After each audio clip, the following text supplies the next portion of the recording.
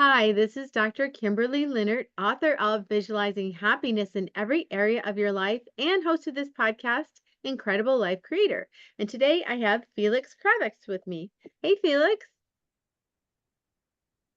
Hi, Kimberly. Nice to see you. Thank you for inviting. Great to be part of your podcast. Yes, and I'm happy to have you because we are going to talk about some important topics today. So, Felix Kravets is from a family of Jewish refugees. His parents and he moved to the U.S. in 1992 from the former USSR, Uzbekistan. One part of his family is from Poland, and another one is from Ukraine. They moved to Uzbekistan between 1920 and 1941. Felix was an English as a second language student, learning English back in 1993. It's funny that in the last 5 years, he worked as a program manager for English as a second language program at the university, also teaching as a full-time professor. But back then, Felix did not speak almost any English and was translating every word in the book at night, trying to figure out what were they talking about during class time. He worked in IT, managed various projects for small and big companies, graduated with his undergrad in management, received his master's degree in project management, and doctoral in business administration. Felix taught for over 25 years for various colleges and universities, teaching almost every subject to students of all different levels and backgrounds, from professors to first responders and teens at risk. He accidentally got into education and been there for 25 years. Felix is now operating cybersecurityeasy.com LLC, providing seniors, businesses, and other groups of our population with coaching to improve social engineering awareness. He is a father of three, and his wife also is in cybersecurity. Well, I know you have an interesting story, so please tell us about you. Thank you. Thank you for a great introduction, Kimberly. And it's a it's a pleasure to be able to share my stories. And it's a great topic. Happiness is definitely one of the top objectives and goals. Either we see it or we don't. No matter what other objectives people trying to fight for, I believe the main goal of everyone is to be happy, and many people don't see it, don't noticing, but it's a great opportunity uh, to talk about it and to people to stop for a second in a long fast run and to think about being happy. Great, thank you for bringing this topic. Yes, yes. So tell us about you. Well, this short bio, thank you for great introduction. I believe that um, people in this country, majority of people one day or another came, majority of them from somewhere else, and believe the first, second, third generations of Americans can correlate with um, people fighting for best future. For and I believe being happy is the great objective. Yeah. So, when you first came to this country, so you didn't speak any English at all. So how old were you then?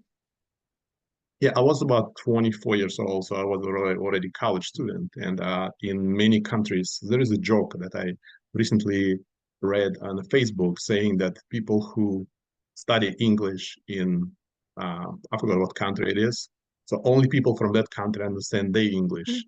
So, so I think it is true. And we did have English as a second language that people learn at the college. I was at the university, and but it basically were translating articles from the newspaper, and I was able to speak very complicated words such as education or development or reconstruction and improvement, but I was not able to ask how do you get to bus station or where how to find downtown or where the bus stop is. So the verbal English people learn in those type of countries, at least at that time, basically from newspapers. Mhm. So sometimes I was getting into situations, very funny ones, and people who came from other countries probably can correlate with this. Sometimes you can speak English well, and I was at college, so I was able to understand, the students at the college, and I was able to understand instructors, but certain things were missing. So in some cases, you can speak English and you can understand people talk to you, like you understand everything, but there is certain gaps where you just cross that line and you in an unknown zone and you don't understand anything or you don't understand any words in that specific part of the conversation. So I remember my grandma was sick and she asked me to call 911, and she had when you call 911, first responders asking for while the ambulance is coming, asking all type of medical questions. And so they will start asking, how old is my grandma, which I was able to answer, and what language does she speak? So we had a nice conversation with this lady. She was asking how does she feel, if she is lying down, what kind of pain she has, what kind of medication she's taking. And one of the questions she had, what kind of operations she had in the past. So I asked my grandma, and she was MD. She was medical doctor, all her life, Uh-huh. back to Uzbekistan. So she was here already, but she didn't speak any English. So my grandma told me, so she had a gallbladder removed, and I didn't know this word. She told me in Russian. So I started explaining to 911, the dispatcher. I told her she had something removed, from her back. Said, what kind of operation? I say, I didn't know how to explain it. And I started describing this. I told her she had, circle, cut out of her. Uh-huh. And she said, like, circle cut out of her. She gets, she get really alarmed. And I told her, we came from like former Soviet Union, she said, so it's like in Russia, they cutting circles out of people. And I told her, no. I said, she's fine, they do it, but only if you get sick. She said, like, oh my God, she told me, thanks God you're here. So I guess it's added some additional content to her, to those movies that she was watching on the Mhm. TV about, crazy Russians. And now she probably will tell everybody, I had a caller who said they're cutting circles out of people. So in some situations when you explain, so it takes time to definitely everybody has probably similar stories to adjust and to try. And the smiling was another thing that I guess it's a natural in the United States, which is not natural in other countries. Mhm. And people many cases, when people smile or laughing in other countries, people look at it as a laughing at you. Oh no. So it's a funny that you are doing, and people looking at it like as a way to like aggressive. They look at it very aggressively, Uh-huh. so and so certain things like this. I remember I used to work for TJ Maxx. It was one of my first jobs when I didn't speak any English. And I remember after they hired me, I called them 25 times. And, they finally said, it's what I came and I remember from the nonprofit organization helping immigrants, the person who was caseworker who was helping our family, she looked at me like this and she told me, you're young, so go to work. Uh-huh. And I told her, I don't speak any English. She said, excuse me? She said, you came to the United States, you're going to learn English. She told me. I Oh. was like, okay. So she told me, go to work and you're going to learn at work. I told her, okay, okay, okay, please. I told her, please don't shoot, you know. So, and she told me, I will get you a job. And so she get me a job at a Burger King in downtown Chicago, which was about an hour away. And I was working a few hours a week, a few hours a day. So I remember I was taking bus and metro to get there, working for 3 hours rush time, and I was coming back for another 2 hours, and I was making like 4.25 per hour. But for us, it was big money. At that time, $1 was. Our family had about 500 books. Coming in, when we were selling, when we were leaving, former Soviet Union.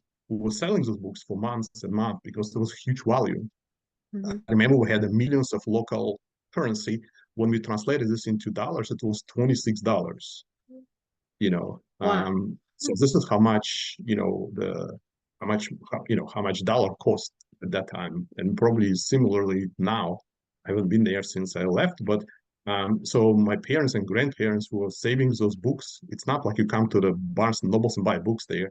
You cannot find any books there. You have to have connections and people giving you books as a gift, and you like watch it carefully. It comes from parents to children and to grandchildren. It was before iPads and Google and Mhm. Facebooks and everything else in the world.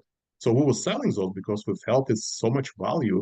And I remember we came to New York, to the airport, we bought McDonald's, and it was like $35 for like 5 people. And we were like, oh my God, this is more than 500 books that we sold in the last 3 months, all those libraries. So it takes, time for people to definitely adjust. So at this TGMX, I get hired. This counselor who was looking like this, he told me, you just call them until they hire you. Until they tell you don't call anymore, you keep calling. And I called. I didn't speak any English. I said, we filled out application. When can we come to work? So, and they hired me. They hired my mom too. I guess if I was asking to hire my dog and my grandma, they would hire all of them just for me to stop calling. So I didn't speak any English. And I remember after 2 years, this manager told me, oh my God, when you came, I thought, what is this guy going to be doing here? Speaking English. But I think now I'm teaching students, how to pitch investors. I tell the same thing until they were telling you, stop calling, you have to keep going, you're not giving up. I don't know if it's true or not, but I read on Quora, and it's a great website. Many things not always confirmed, but one of the unconfirmed things that I read on Quora that Uber was pitching first investors 522 times before they get a first investor. So, so previous CEO and founder of Uber, who eventually was dismissed, but if that is true, and I don't know if it is or not, but based on a core of discussions, he was asking money 522 times before he got, someone who gave him 100K. So, and so I was telling to students, until you get 522 no's, you should not give up. So I tell me, if you tell me I tried 522 times to apply to work for Microsoft, and I was declined 520 times, I will say, oh, well, maybe you should have for another company, but you Mhm. should continue, fighting. So I remember going back to this crazy stories about English. I remember at TGMX, somebody came and asked me, do you sell babushka? And, this style of country where, and thinking how people, especially if you don't speak English, that country, when people laughing, you look at it as they're laughing at you, especially if you don't speak English well, and say, oh, they're laughing at me because I don't speak English well. What should I say now? What should I do now? So you're trying to like figure out how to get the point back, to the person who is talking to you. So I remember I was there, I didn't speak any English, and the couple came, and the young lady and young gentleman, and this guy told me, "Excuse me, do you sell babushka?" And babushka in Russian is grandma.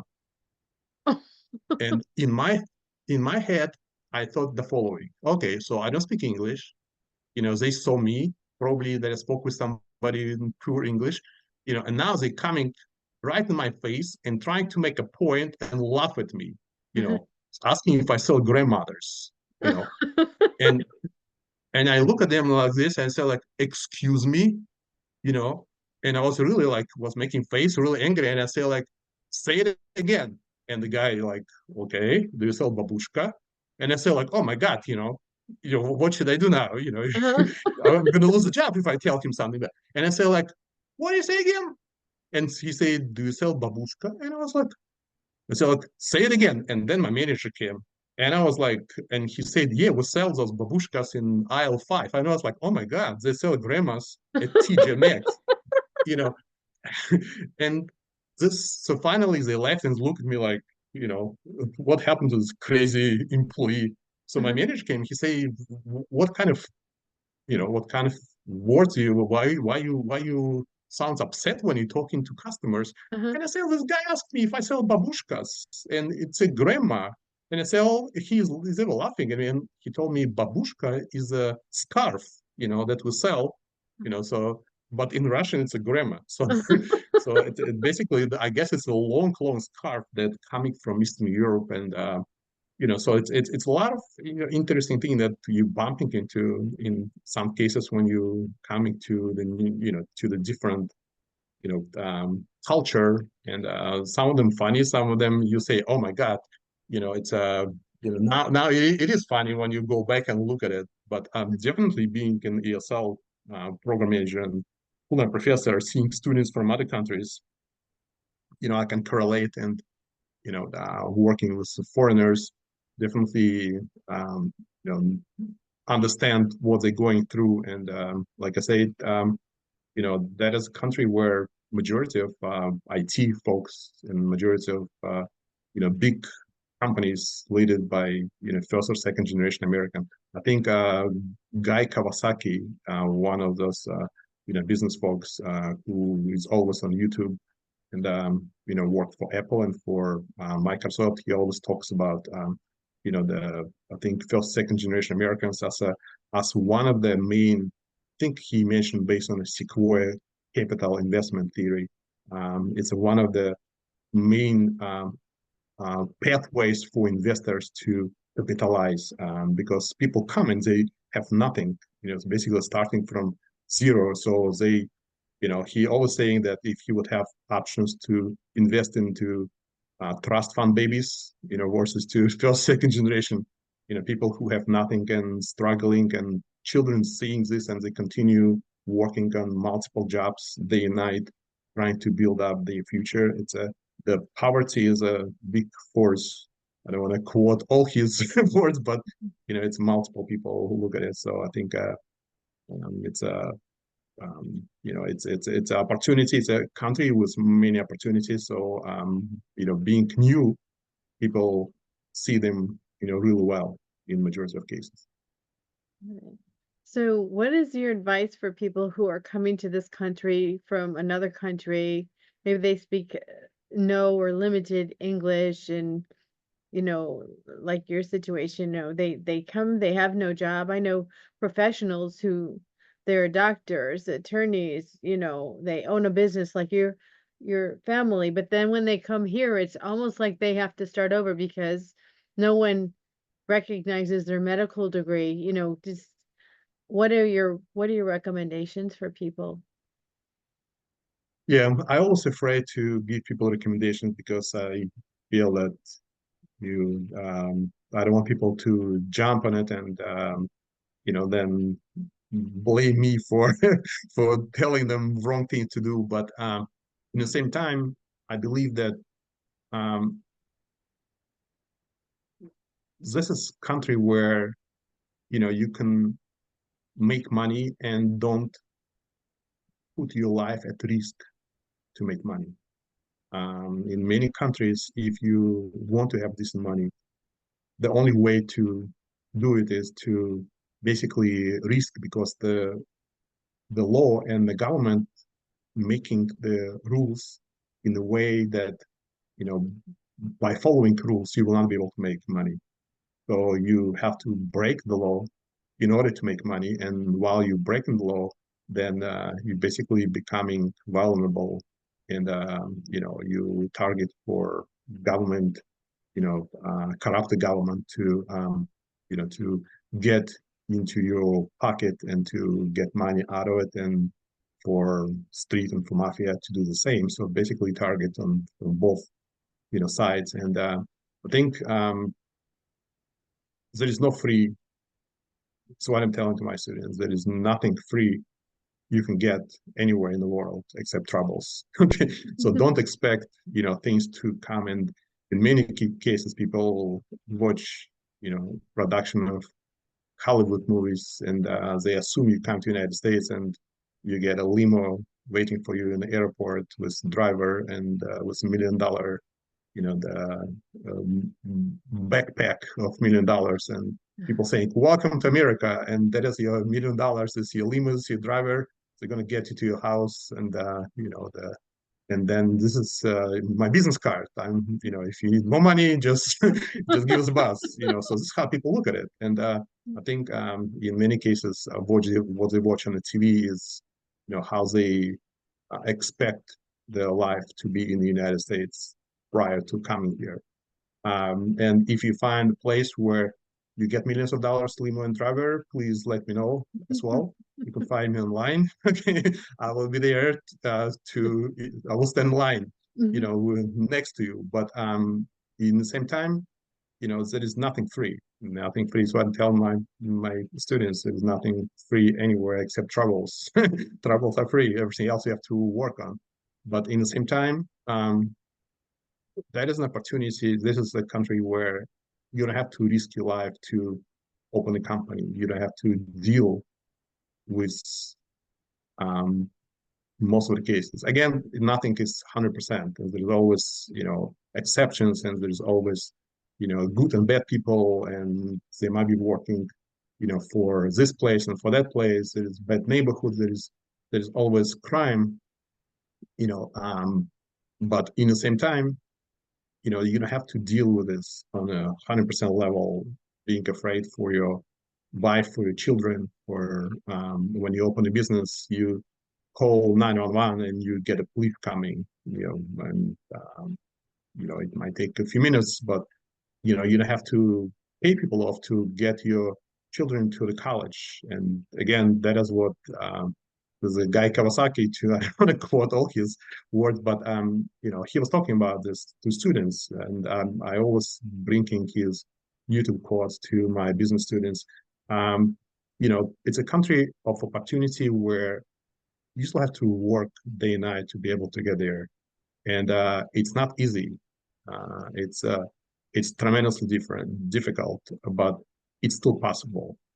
Forces to places where it is not, or when it's where it's possible in exchange to all type of other things you have to go through, such as dealing with governments and street and mafia and etc. So um, coming from countries where you have to you have to pay people off to get your kids to daycare, to your school, for them to graduate, for them to get a job, for them to get driver license, to get wherever you go, you know in many countries people purposely blocking you from getting what you need to get your money out of you. um, you have to have metal bars on the third floor of the apartment. We lived in downtown, the capital of the country, and we had the metal bars on the third floor of the apartment building. I've been in different neighborhoods in the Chicago area. I never saw metal bars on the third floor of the apartment building. So it's cases where it's a country of opportunities, and it's not easy country. There is no easy place in the world where, except if you already have enough money to to be there and do nothing. In this case, any country would be easy, but in the same time, I believe it's a place where you can try, and you can try many times. As I mentioned, the Uber was trying to find investors 522 times based on Quora. I don't know how true it is, but to find first investors. If you There is multiple podcasts talking about entrepreneurship and people who opening companies and how much they were going through this, what they were going through in order to get, where you are. Um, Watch it, and it will show you those opportunities. But for people who came, I want to tell you one very important thing. When you came, you have no money, no friends, nobody, and you have so many problems in your life. That is a great opportunity to take a pen and to write those problems, to see, because if you have a problem, it means other people also have a problem. People who came from your country the same time as you did, people who came from other countries. I'm telling my students, you came to airport here in Illinois, in Chicago region, who picked you up at the airport?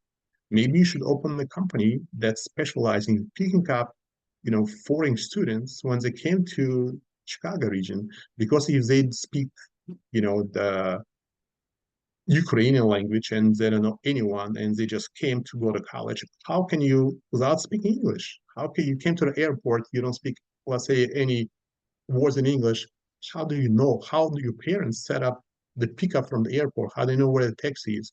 So maybe somebody who speaks Ukrainian from the local college or local university will have a website and you will say, oh, my child speaks that language. I will pick up the person, and maybe somebody of the same age will pick up him or her from the airport and, you know, talk while delivering them to, or helping them to get to the first apartment place. So I'm telling students, how did you get there? I say, oh my God, it was going so much troubles and it's so difficult. And I told them, write it down. Now you'll learn at the college how to create a pitch deck for your business. Maybe you're not opening the business, but you're still thinking how to make money, how to build up your empire. Maybe you should open a company where you will select language and you will select, somebody of the same age group. The students would come to the airport and pick up the new student or new immigrant student who came alone or with a family or with friends, and bring them somewhere wherever they have to go, the same apartment buildings, for students. So I'm telling to my students, there's so much troubles you're going through, but look at it, every trouble you're going through, while you're going through, try to learn not only how to not to get in those troubles again next time, but also how to make money out of it. So I think that is the best way to, one of the best advices that I thought would be valuable for young, for young or for even not student age, but somebody, maybe people coming and they operated huge businesses in the home countries. They don't speak any English, but they have so much experience, so much,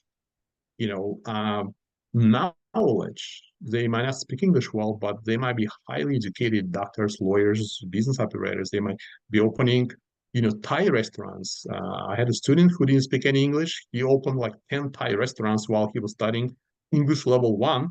He didn't speak almost any English. He hired all those Thai people, so it's so there is so many opportunities, but like I said, it's always things we're fighting with throughout the life. So one way to look at it is to be upset and to be tired. Another thing is to see if there is a way to turn them into the opportunities. And people who have everything and don't have any problems in life, they probably don't see those problems. And for them, it's difficult um, to see them and to look at the problem. The first thing in any pitch deck, wherever somebody will teach you how to do pitch deck, is a problem. So next one is solutions. So those slides, PowerPoint slides, 10 PowerPoint slides of Airbnb or all those top companies you find online, it's a problem. Solution, competitors, financial projections, etc. But first one is a problem. So if you have no problems in your life, it's good, and I will be happy to be adopted by somebody who has no problems in life. But like I said, while you're going through fighting with your problems, see if other people have the same problems. If you find a solution, see if you can convert it into the opportunity for yourself to make money. And like I said, students are shocked when I tell them you can have a pitch deck, 10 slides PowerPoint, 15 slides PowerPoint. You can send it to companies. Technically, you have a chance. It might be very small chance, but you have an opportunity to open a business in the United States. It costs $250 to incorporate LLC in the state of Illinois. It's less than people paying for 2 weeks of going to college for ESL program. Mm-hmm. It's it doesn't mean that you open a company and you became rich, but it's an opportunity to try to start something and to attempt, and you might fail and you will try again. And in many countries, people say, I never fail. That is how people present themselves. Here, I see that people always talk about failures and they believe that, hey, I was failing so many times and I'm still alive, I'm still moving. And every time I fail, they talk about failures. And it's very interesting, the different way, to look at it. So people proud of what they've been through and look at it as opportunity to get, whatever will not kill you, make you stronger, and it's a, it's a, it's, my advice is to keep eyes open and to look at opportunities, but make sure you talk to legal advisor prior to jumping anywhere. And last thing before I stop talking, it was a great somebody who was working with me, one of the ESL teachers. He was helping with nonprofit Jewish organization in Chicago. So he had students, I believe they were from either one of those former Soviet Union republics. So two families came, and they get a car and they get car driver license. And the first thing they did, they went to the airport here and they put a little sign saying taxi. They figure out people standing in line to get a taxi, so they're gonna just make some money because in their countries you can give people ride just by driving and see people has hello, hello, and they stop the car and they people jump in the car and go somewhere and give you $10 or 10 whatever local currency. So those two young men decided to get a old cars that they just purchased with driver license, get to the airport, stand in line, and they were soliciting, saying taxi, taxi. Oh my God, they triggered a bunch of security guards and cars, get them down, arrested them, put them in jail, and so we were helping their wives to write letter to the to the judge saying that they wanted to help families, they wanted to they thought it's legal and they just came, so they didn't speak any English to learn that it is illegal to do it. So in many cases, I'm finishing up. Long story short, you try to do something good and you might still get in trouble. So make sure you Google nowadays before you try to help somebody, or even though you have good intentions, sometimes you don't know about certain things. So make sure you check with your legal advisors and with your people who live in the United States prior to jumping into anything. Really great advice. So you started out in business. I mean, you have a doctorate in business administration, so a lot of business, and then also you said you're doing IT. And first of all, why did you start in business? Why was that attractive to you? And then where did the IT come in? Oh, thank you. Great question. And yeah, we came from back to 1992. The first thing we did, we opened the company. We people always trying to open a business when they come to the United States because they say, "Oh, I open a company, I will become as a Bill Gates or I will become as a Walmart." So people have an opportunity, so let's jump into this. So the funny story again about opening the business. I was going to college, and in my country, people write stuff on a hand. And I know in America, kids write stuff on a hand and like an answer or phone number, and they hide it from the teacher. And kindergarten or whatever. In European countries, people write on this side.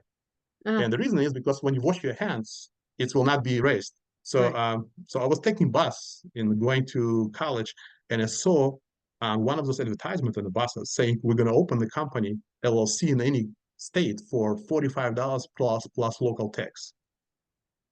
And I was thinking, wow, we just paid to a Russian lawyer like $500, and this company is asking 45 plus tax. So I took the pen, and there was a lot of people in my backpack, packed bus in the morning, and I took my hand and I wrote $45 and the dollar sign and put a phone number, right below this. So I would call.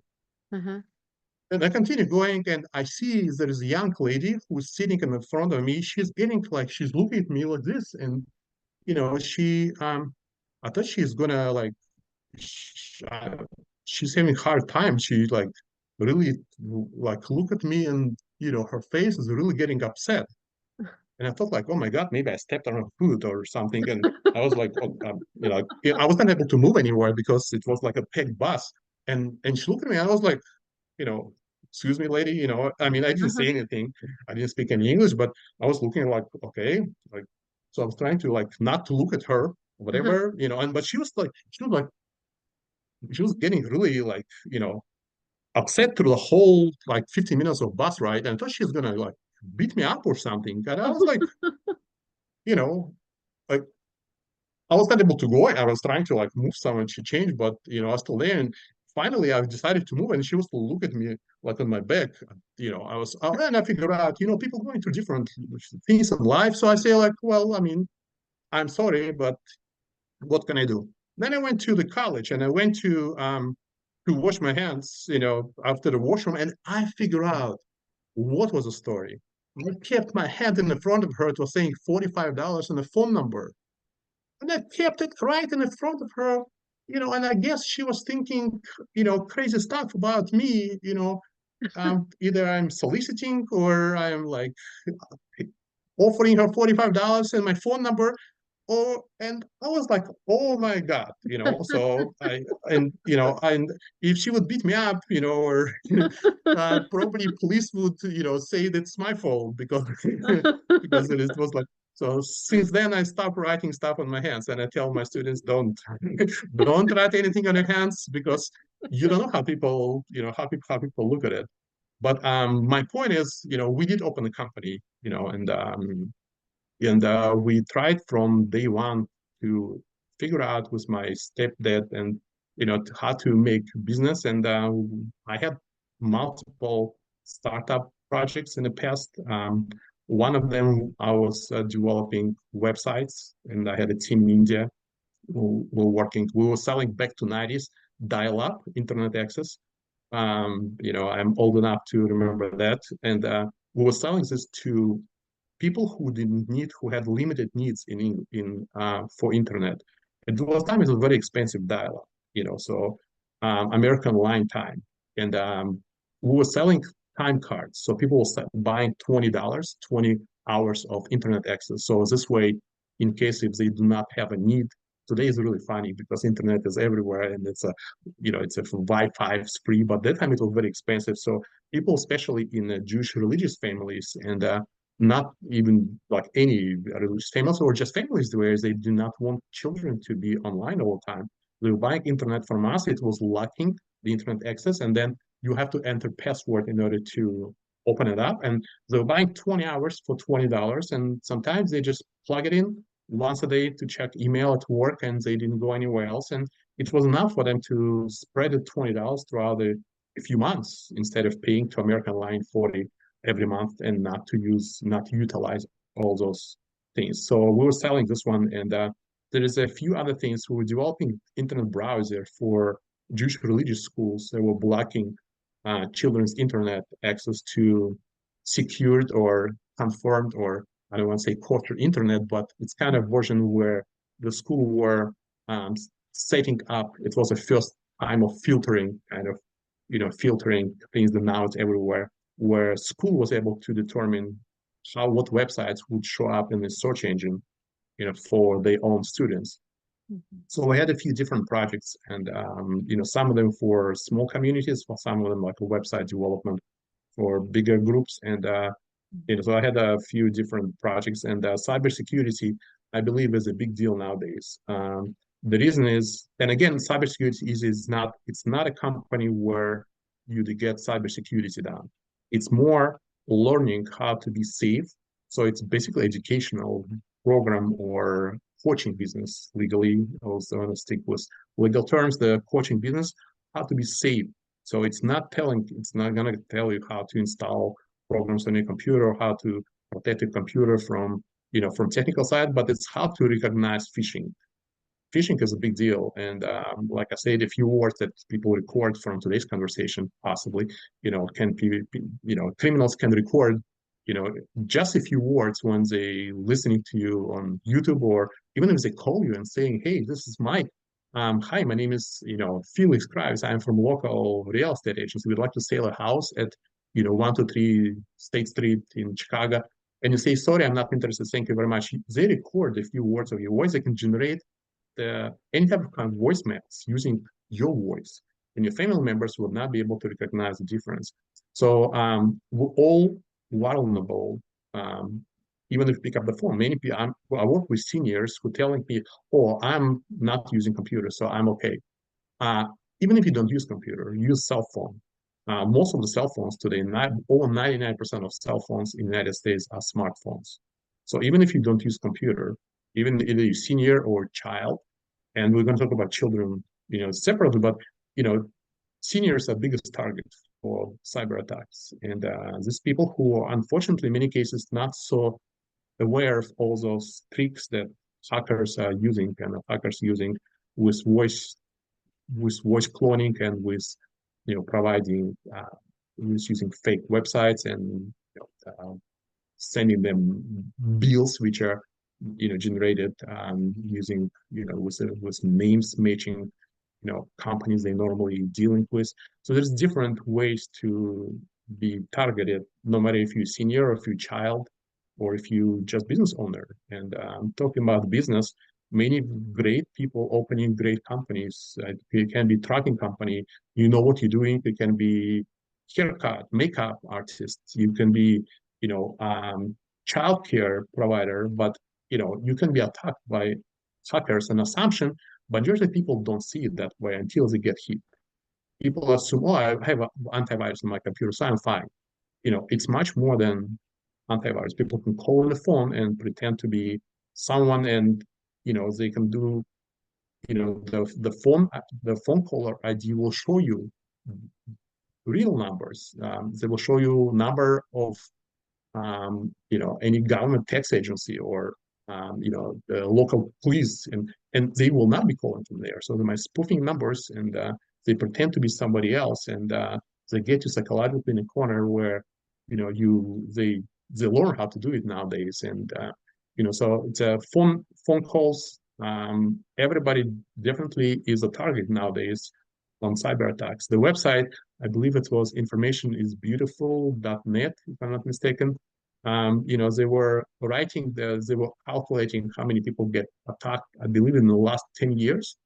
Um, it was over 2 billion attacks, in the United States with a population of 300, 50, million people, or a little less, but, everybody is targeted. And, we have to be very careful and we have to pay attention. Unfortunately, school system is not jumping on it so fast, and I believe the children is the biggest target again, of all type of different attacks. I know that the multiple government agencies are trying to intercept all those what they call sextortion, where kids getting attacked, and it's ending with in many cases kids killing themselves, unfortunately. So it's much more than we with busy life that we have nowadays. People don't always pay attention to this, but and companies don't always look at it. But it's a big deal, and no matter if you teenager, if you senior citizen, if you small business owner, I believe cyber safety should be on the top of your list. So, how do we stay safe from that, or how do we become, really, I think it's an awareness. How do we become aware? How do we know if that's happening, like someone is basically scamming us? Very good question, and there is no really one answer. And if it would be, I hope we would be able to adapt it. But you have to. The main thing is I would recommend two things. One thing is to subscribe for newsletters related to cyber safety. So I'm telling always to my students, while you're spending 3 hours a day on social media, either it's Twitter, Instagram, or Facebook, doesn't matter what it is, spend 30 minutes of it. Look at us news on cyber safety. It's when I spoke about business, there is a website called crunchbase.com. I'm always telling to my business students, when you look at this website, it's a billions of dollars going through this website between investors and small businesses. So you don't have to be investor, you have to open the company. But when you look at it on a crunchbase.com, on the first page, it will tell you 10 companies that recently got money from investors. And just look at them, name the company in one sentence of what they do. Your brain will start generating ideas, and even not immediately, not right now, but you will say, oh, somebody opened a daycare with delivery, or somebody opened a restaurant where you grab the car in the valet parking and they're giving car wash for free. And you will say, wow, that is a really cool idea, while you eat in a restaurant, you get car wash. And they will just add $3 to your food menu, to your price. You will not even notice it. So but in the same time, your brain will start working and you will keep thinking about it by spending just a few moments and see who is making billions of dollars now, what kind of ideas they came up with. And the same with cyber safety. You should spend 10, 15 minutes a day just to look at your emails and to open it, just browse through titles and see who get hacked and how. And your brain will start noticing this. And if you are in the same situation, it will connect dots. If you reading sometimes that people receive phone calls from IRS, fake phone calls, and you will say, "Oh, I'm not stupid. I know IRS will not call. They're gonna always email." Duh. But if you get a phone call from the local police department and they saying you have to pay for parking or we're gonna cut you ticket because we noticed that your car's plate number, and sometimes you get it will connect in your head. So to get this a little you know, the moment, wow moment, whatever you call it, you have to be aware of this. So spend a little time, sign up for latest news and pay attention. Sometimes it will tell you, get your phone and, remove this software that called the flashlight. Sometimes you might notice some notes saying that, the somebody CEO of the top company, they made a photo picture of he posted his photo picture on the house and his cell phone in his hands had a little tape and the camera was, there is a little sticker, the tape that covering his camera and his microphone. You will say, oh, maybe I should do it too, because if hackers will attack your cell phone and open your mic and open your camera, now they can be part of your conversations at the bank or conversations or the business. So you have to there is no book or there is no video where you can cover the entire list of safety tips, but be there and be part of it, be closer to this group, and little by little, it's like a healthy, being healthy. You might come from country where, I remember when we came and our relatives bought a bunch of cakes from Aldi store. Nothing. Yes, Aldi. I love the store, but they bought like a bunch of cakes and put it for us. It was 99 cents for six different, big cakes with chocolate. And we're like, wow, that's a heaven. You can eat for 99 cents, six different cake with cream. And then you can get ice cream for $2, the bag of ice cream. Now we're like trying to do exercise we didn't have we cut kids from candies, I mean, it's different. So you have to kind of be a little bit closer and pay attention to not only to your health, but in food, but also for cyber safety. So little by little, you will get used to it and you will learn step by step certain things. But pay attention and spend some time educating yourself. Got it. Thank you. So if people wanted to connect with you, or I know you do some educational services, just to this point, just tell us, how do we connect with you and what kind of services you have now? Sure, sure. Thank you. Thank you for this question. And before we get there, I just want to say one more recommendation. So it's called zero trust approach. So you should look at zero trust. So you should not trust anyone. So in other words, no matter what, you should always doubt that it's true.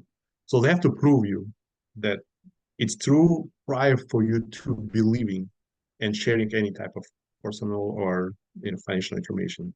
So zero trust. So that is the second part of it. But thank you for question about company. So company called Cybersecurity Easy.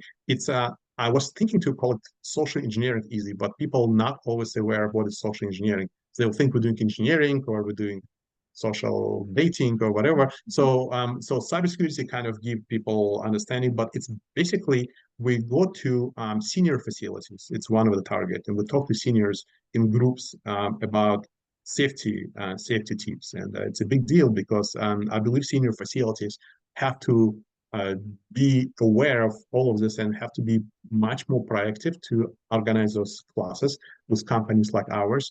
Because if you think about it, if the senior was targeted and they basically stole all the money, they're losing client as well, in addition to person being damaged. And family members have to pay attention to parents and grandparents. unfortunately, there's people who have a lot of savings, and attackers know about it, and they also know that they buying medications, they're buying services, so they pretend to be insurance companies, medical providers, those providers offering this. So seniors' biggest target, kids' biggest target as well. We provide education training for schools. I publish multiple books on for children on cyber safety on Amazon. You can find a few of them there. Um, and one of them for seniors. We do it for businesses, for small business. So cybersecurities.com would be the best way. My email is info@cybersecurities.com. Uh, Very simple, easy. We'll be happy to help. And we have a website called cybersecurity.academy, where for $10 per month, seniors can sign up for video clips. So I notice many cases seniors don't always capturing all information because it's so much information to go through. So we build up about, and we continue working at about 20 video clips, very short video clips for just shorts, maybe 30 seconds, just about situational things. Like you get a phone call from IRS, they was told you will be arrested tomorrow. It's only $700. You'll think like, oh my God, I'll just pay for this. You get your credit card, stop. It might be a scam. So we just have like a little situational things. But like I said, it's a simple IRS phone call, but nowadays attackers getting much more educated and getting much more advanced in how they do it. So we'll be happy to help. We provide classes online, remotely. We provide classes in Chicago region in person, and we'll be happy to help either your parents, your grandparents. We're doing one-on-one and group sessions, senior facilities, cyber insurance companies. If you think about it, they sell cyber insurance. Would it be easier for people to be trained a little bit prior to buying policy? I know everybody wants to sell policy and everything else, but educating, you're making a little web-based class for people prior to selling cyber insurance would update them and make them better understand all those tricks, and definitely they will have less chances to break legs on the first ride, and they will not need to pay policies, immediately to people who might be the best haircuts, artists, or best daycare providers. So we're there to help to multiple people, and we'll be happy to open for opportunities to work with everyone. All right, thank you. So now I have a personal question for you. What gives you the most happiness and fulfillment in your life at this point? Thank you. It's a good question, and sorry, I was busy with other questions, but I guess it's the most important question for everyone because everyone's I think goal in life to be happy, and being busy with different tasks will not always keeping that in mind. And thank you for reminder. I believe it's a great opportunity for everyone to be reminded about being happy and trying to at least to highlight what it is for yourself to to know which direction to go. But yeah,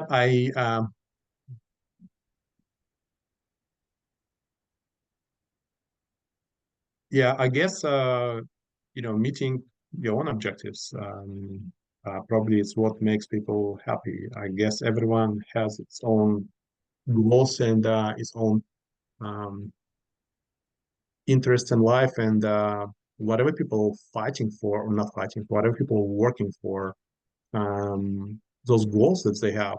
I believe that completion of those goals Mhm. make them satisfied and make them happy. And again, I guess it's more psychological question. If your goals should be, you know, just have a Sunday off and spend it with your family, or if your goal is to have the car that cost $2 million and to to have the island that you own and in the little airplane. So it's a it's a, everybody has own um, you know level of that or own objective that they're trying to achieve to feel happy. So I would say that those objectives have to be sometimes revised because while we're fighting for your own island or helicopter or whatever you're fighting for, you have to be happy with the journey.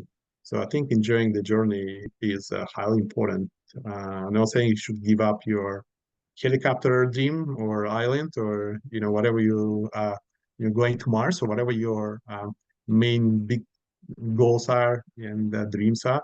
But you have to enjoy the journey. Sometimes we don't have time to do it, so you have to stop, get a glass of red wine if you're over 21, and and try to enjoy wherever you stand in your um, in going towards your objectives.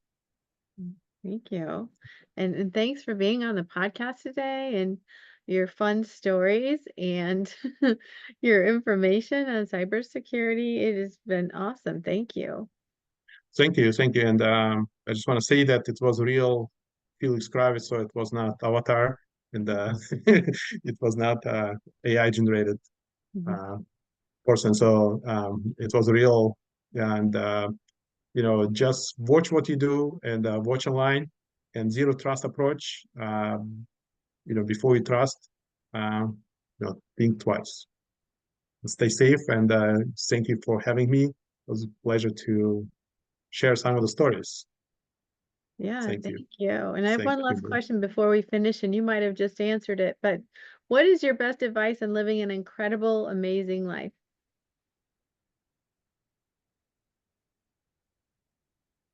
I would say try to smile. Try to smile every day, no matter what. Try to smile, even if it's difficult sometimes and it's hard. Uh, Still try it. You know. So every time you do it, it's helping yourself and helping others as well. All right. Well, thank you so much, Yeah. Felix. Thank you for having me. It was a pleasure. Yep. Everyone, stay safe and enjoy the journey. All right. We'll talk to you again soon. Thank you.